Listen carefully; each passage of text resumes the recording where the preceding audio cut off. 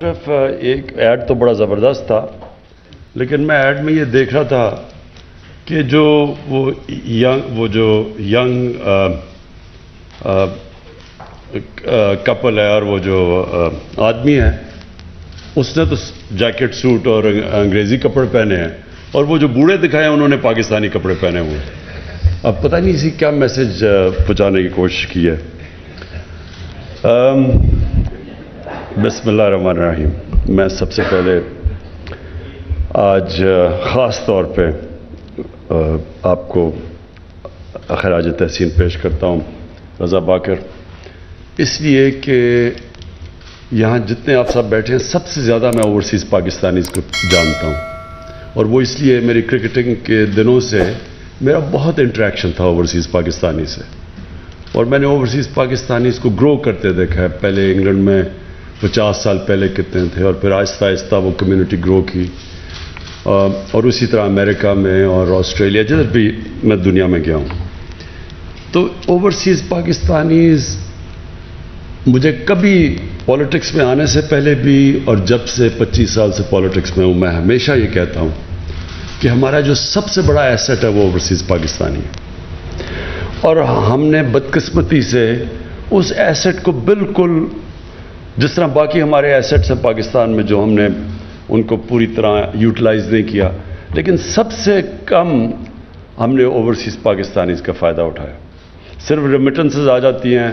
وہ workers remittances ہیں، وہ ان کو ویسے بھی بھیجنی پڑتی ہیں اپنی فیملیز کو سسٹین کرنے کے لیے، تو اس کے لیے بھی بڑا اچھا ہم نے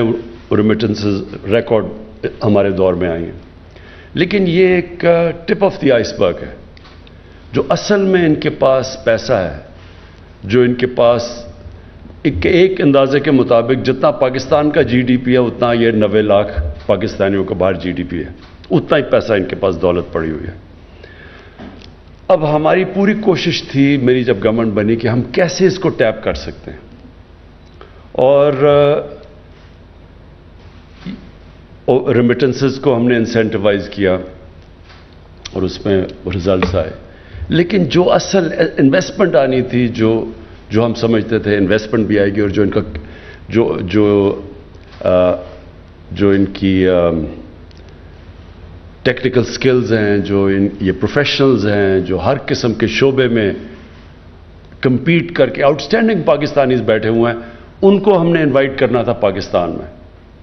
بدقسمتی سے ہم وہ انوائرمنٹ نہیں دے سکے جس سے ہماری بیسٹ برینز پاکستان میں آ سکے۔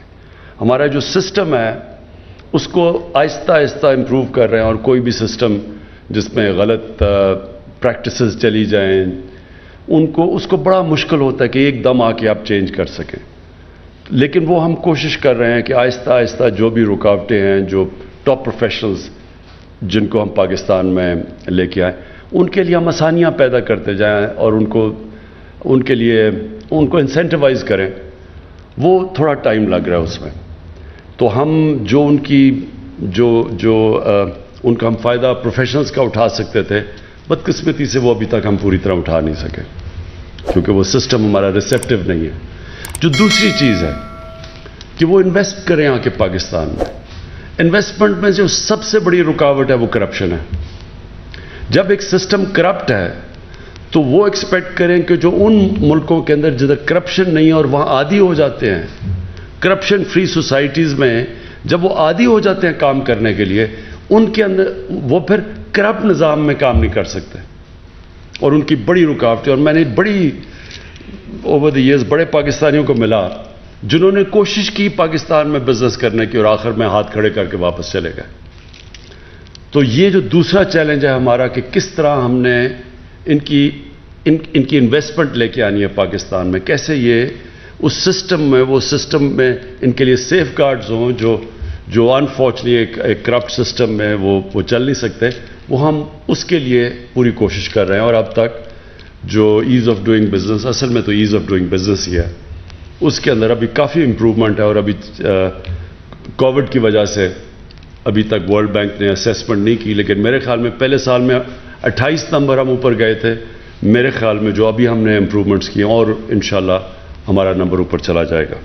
تو وہ بھی ان کے لیے اپرچونٹیز ہم इन्वेस्टमेंट के लिए ये मुल्क रिसेप्टिव होता जाएगा। और अब आ गया कि जो सबसे, एक आदमी काम करने बाहर जाता है, पैसे बनाता है, मजदूर भी हो लेकिन बिजनेसेस भी हैं, उनकी हमेशा कोशिश होती है कि पाकिस्तान में घर बनाया जाए, और उसके लिए उनके लिए बहुत बड़े प्रॉब्लम्स हैं। सबसे बड़ा प्रॉब्लम ये है कि यहाँ जो कब्जे ग्रुप बैठे हुए हैं वो आके बेचारे अपना कोई मुश्किल से पैसा बना के, और बड़े लोगों ने मुझे इसके ऊपर ये पिछले 25 साल में बड़े लोगों ने मुझे कहा कि उन्होंने एक मेहनत करके एक प्लॉट लिया और थोड़े सालों के बाद पता चला उसके ऊपर कब्जा हो गया, और फिर वो अदालतों के चक्कर लगाते रहते और नहीं कर सकते, और एंड में वो फिर जो कब्जा करता है उसको सस्ता पैसे पे उससे फिर लेके तो सेटल कर लेते हैं। कई दफ़ा इनके ऊपर ही केस हो जाते हैं, अपना प्लॉट का कब्जा होता है और अपने ऊपर ही केस हो जाता है। तो ये पूरा एक रैकेट बना हुआ है पाकिस्तान में कब्जा ग्रुप का। इनके ऊपर तो हम जहाद कर रहे हैं ना इस वक्त, कब्जा ग्रुप के ऊपर पूरी तरह जो मेरी गवर्नमेंट है वो अपने जो हमारे सूबे हैं, क्योंकि प्रोविंशियल सब्जेक्ट्स भी हैं ये, उसके ऊपर तो हम पूरा जोर लगा रहे हैं। तो ये बड़ा जो आपने आज इंट्रोड्यूस किया है अपना रोशन अपना घर, ये वो चीज़ है जो कि पहली दफ़ा अब ओवरसीज़ पाकिस्तानीज़ को पता चल जाएगा, क्योंकि बैंक्स गारंटी कर रहे हैं, उनको पता चल जाएगा कि ये जो मैं प्लॉट ले रहा हूँ इसके पीछे गारंटी है, और ये मुझे खौफ नहीं होगा कि ये कोई, क्योंकि ये भी बड़ी स्कीम्स बन जाती हैं, ये जो हाउसिंग सोसाइटीज़ फेक प्लॉट्स, ज़्यादा प्लॉट्स बेच देते हैं, और वो भी बड़े स्कैम्स हैं पाकिस्तान में। तो कम से कम अब इनको ये पता चल जाएगा कि बैंक की पीछे गारंटी है, और फिर वो बैंक से कर्जे भी ले सकेंगे घर बनाने के लिए। और मेरे ख्याल में ये एक वाकई जिस तरह बात की गई गेम चेंजर है, क्योंकि हम इससे बहुत ज़्यादा पैसा अट्रैक्ट कर सकेंगे जिसकी पाकिस्तान को शदीद ज़रूरत है डॉलर्स की, क्योंकि जब तक हमारी एक्सपोर्ट्स उस लेवल पे नहीं पहुंचती तो हमें ये जो गैप है बीच में इंपोर्ट और एक्सपोर्ट का, वो सिर्फ एक ही तरह शॉर्ट टर्म में हम फिल कर सकते हैं ओवरसीज़ पाकिस्तानीज़, अगर वो शिरकत करें, ये जिस तरह रोशन डिजिटल अकाउंट्स और या फिर इस तरह ये जो अपना घर है, इन स्कीम्स में अगर वो शिरकत करेंगे तो इंशाअल्लाह ये जो हमारा इस वक्त करंट अकाउंट का मसला बना हुआ है, क्योंकि जैसे जैसे हमारी इकॉनमी उठ रही है, इंपोर्ट्स बढ़ती जा रही हैं, और हमें वो जो गैप फिल करने के लिए ये इंशाअल्लाह अगर ये हमारी स्कीम चल गई, मैं पूरा कन्विंस हूँ कि ये स्कीम ही हमें वो गैप बीच में जो करंट अकाउंट के अंदर है वो फिल कर सकती है। और मुझे ये आखिर में ये मैं कन्विंस्ड हूँ कि हम अब उस रास्ते पे निकल गए हैं कि हम जो हमारा मेन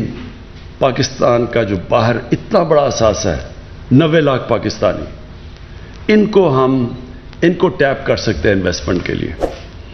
और शुरू होगा घरों से, और फिर इंशाल्लाह आहिस्ता आहिस्ता जैसे हमारा सिस्टम ठीक होता जा रहा है ये और भी जगह इन्वेस्ट कर सकेंगे, और वो होगी जो पाकिस्तान की इंशाल्लाह जो हम देख रहे हैं कि हमारा जो मुल्क उठ रहा है, तो वो ऐसी ग्रोथ होगी, वो ग्रोथ रेट ऐसी होगी कि वो फिर सस्टेन करेगी। नहीं तो हर बारी होता है कि हमारी ग्रोथ शुरू होती है, इंपोर्ट्स इतनी बढ़ जाती हैं, हमें IMF के पास जाना पड़ता है, वो स्क्वीज़ करते हैं, फिर हम नीचे चले जाते हैं। तो इंशाअल्लाह ये अगर हमारा कामयाब हो गया तो यही एक सस्टेनेबल ग्रोथ की तरफ पाकिस्तान निकल जाएगा, और उसके साथ साथ हम फैसिलिटेट करेंगे अपने ओवरसीज़ पाकिस्तानीज़ को कि वो अपना घर भी बना सकें, घरों ज़मीन पे भी इन्वेस्ट कर सकें, उनको ये खौफ ना हो कि उनसे कोई फ्रॉड होगा। तो मैं रज़ा बाकर आपको, आपकी टीम को ख़ास तौर पे इसके लिए खराज तहसीन पेश करता हूँ। और ये जो आप जिस तरह सोचते हैं आप कि कॉन्स्टेंटली हमें अब सोचना चाहिए कि और कौन कौन से तरीके हैं कि हम ओवरसीज़ पाकिस्तानीज़ को अट्रैक्ट कर सकें, जो उनका पैसा बाहर पड़ा हुआ है, कैसे हम उनको कॉन्फिडेंस दे के अपने मुल्क में उनके डॉलर्स अट्रैक्ट कर सकें। शुक्रिया।